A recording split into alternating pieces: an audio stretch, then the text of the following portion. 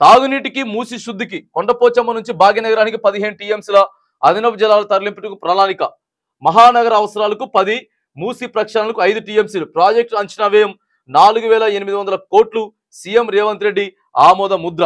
ఇక చూడండి ప్రజలారా, కొండపోచమ్మ సాగర్ నుంచి వెళ్ళి తాగునీటికి మూసి శుద్ధికి ఈ రెండింటికి కూడా 15 టీఎంసీల వాటరు కొండపోచమ్మ దగ్గర నుంచి తీసుకుంటా ఉన్నారు. ఒక్క ప్రాజెక్టుతో 2 ప్రయోజనాలు నెరవేరబోతున్నాయి. గజ్వేల్ నియోజకవర్గంలోని కొండపోచమ్మ రిజర్వాయర్ నుంచి పైప్ లైన్ ద్వారా తాగునీటిని హైదరాబాద్ కు తరలించడం ద్వారా రాజధాని పరిధిలో తాగునీటి అవసరాలను సంపూర్ణంగా తీర్చిదిద్దడంతో పాటు మురికి కూపంగా మారిన మూసిని ప్రక్షాళన చేయబోతా ఉన్నారు.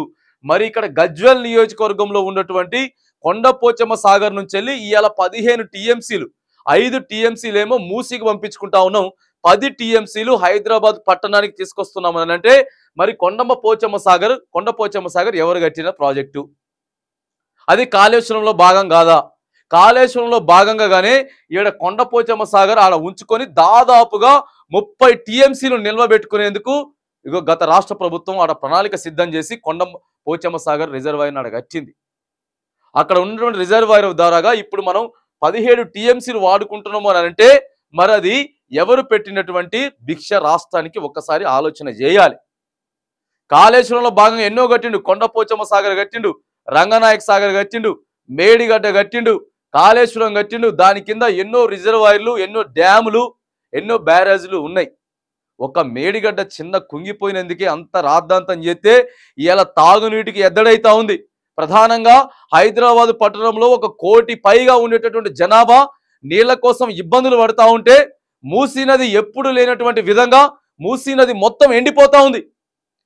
ఏ సంవత్సరం లేనటువంటి విధంగా ఈ సంవత్సరం మూసీ కూడా ఎండిపోతా ఉంటే ఆ మూసీని కూడా శుద్ధి చేసుకునేందుకు 5 టీఎంసీల నీళ్లు రంగనాయక సాగర్ నుంచి వెళ్ళి ఇలా మనం కొండపోచమ్మ సాగర్ దగ్గర నుంచి వెళ్ళి మనం తీసుకొచ్చే ప్రయత్నం చేస్తామంటే ఇది కేవలం కేసీఆర్ పెట్టినటువంటి దయనే. కేసీఆర్ లేకపోతే కొండపోచమ్మ సాగర్ లేదు.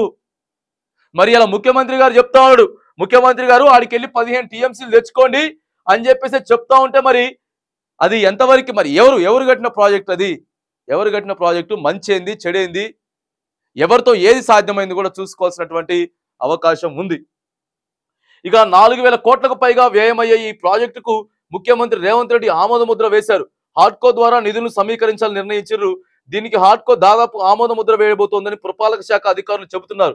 ఏడాదిన్నరలో ప్రాజెక్టు పూర్తి చేయాలన్నది జలమండలి లక్ష్యమని అధికారులు చెబుతున్నారు. ప్రస్తుతం హైదరాబాద్ నగరంతో పాటు చుట్టుపక్కల పట్టణాలు, గ్రామాలకు ప్రతిరోజు ఇక 570 మిలియన్ల ఎంజీడీ నీటి సరఫరా చేస్తా ఉన్నారు. కానీ మరి ఇక ఇబ్బంది అయిపోతా ఉంది. నీళ్లు లేక ఇబ్బంది అయిపోతా ఉన్నటువంటి పక్షంలో కొండపోచమ్మ నుంచి భాగ్యనగరానికి 15 టీఎంసీలు అదనపు జలాల తరలింపులకు ఇక ప్రణాళిక కూడా చేస్తా ఉన్నారు. అని అంటే అక్కడి నుంచి నీళ్లు తెచ్చుకోవడానికి ఏవేవైతే ప్రత్యామ్నాయ ఏర్పాట్లు చేయాలో మరి ఆడికి వెళ్ళి రావాలంటే కెనాల్ చేసుకోవాలా, లేకపోతే పైప్ లైన్లు వేసుకోవాలా, ఏంటిది అనేది కూడా మరి ఇక దానికి సంబంధించి కొంత బడ్జెట్ని అయితే ప్రవేశపెట్టి ఆడికి వెళ్ళి నీళ్లు తెచ్చుకోవడానికి ప్రతిపాదనలు చేస్తూ ఉన్నారు.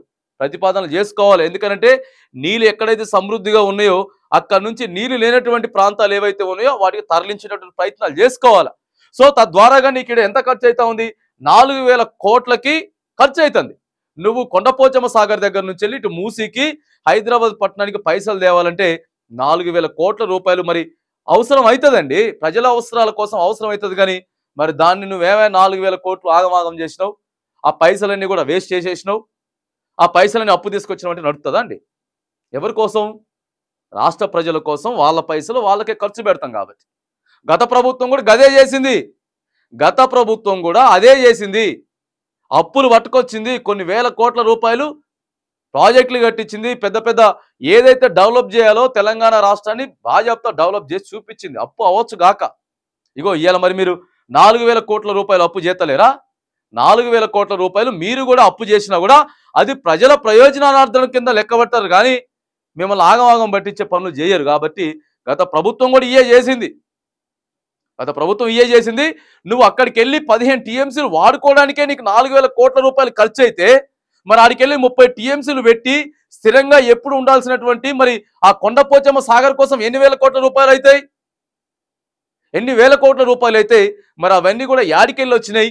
సంపద సృష్టించిర్రా లేకపోతే నష్టం వాటిల్లిచ్చిర్రా అనేది కూడా మరొకసారి మనం అంతా కూడా ఆలోచన చేసుకోవాల్సినటువంటి అవసరం అయితే ఉంది. ప్రజలారా మరి కొండపోచమ్మ సాగర్ దగ్గర నుంచి వెళ్ళి ఓ 15 టీఎంసీలు నిరంతరం వచ్చేదానికోసం, నిరంతరం మనం వాడుకునే దానికోసం ఒకసారి మనం దానికోసం 4,000 కోట్లు పెట్టి ప్రణాళిక సిద్ధం చేసుకుంటే మళ్ళా రాబోయే కాలంలో మాత్రానికి ఇబ్బంది ఉండే పరిస్థితి ఉండదు. కాబట్టి ఇగో అక్కడ నుంచి వాడుకోవడం తీసుకొచ్చుకునే దానికి 4,000 కోట్ల రూపాయలు ఖర్చు పెట్టుకొని మనం దాన్ని ఏదైతే రూట్ మ్యాప్ ఉందో రూట్ మ్యాప్ని చేసుకోవడం ఎటువంటి తప్పు కూడా లేదని చెప్పి మనం గ్రహించాలి.